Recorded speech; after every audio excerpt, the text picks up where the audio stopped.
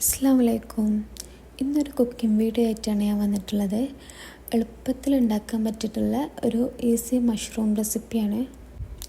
അതിനായിട്ട് ആദ്യം നമുക്കൊരു ബോക്സ് മഷ്റൂം കഴുകി വൃത്തിയാക്കിയിട്ട് എടുത്ത് വെക്കണേ.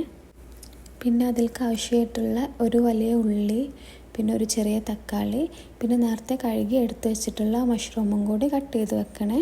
പാന് ചൂടായി വരുമ്പോൾ ലേശം ഓയിൽ ഒഴിച്ചിട്ട് നമ്മൾ കട്ട് ചെയ്തിട്ടുള്ള ഉള്ളി ഇട്ടിട്ട് അതിലേക്ക് ലേശം ഉപ്പിട്ടിട്ട് നല്ലോണം ഒന്ന് സോട്ട് ചെയ്യാൻ വെക്കുക. ഉള്ളി ഒന്ന് വഴറ്റി വരുമ്പോൾ അതിലേക്ക് നമ്മൾ കട്ട് ചെയ്തിട്ടുള്ള ടൊമാറ്റോയും ഇഞ്ചി വെളുത്തുള്ളി പേസ്റ്റും കൂടെ ആഡ് ചെയ്തിട്ട് നല്ലോണം ഒന്ന് മിക്സ് ചെയ്യുക. 5 മിനിറ്റ് മൂടി വെച്ചിട്ടൊന്ന് വേവിക്കുക കേട്ടോ.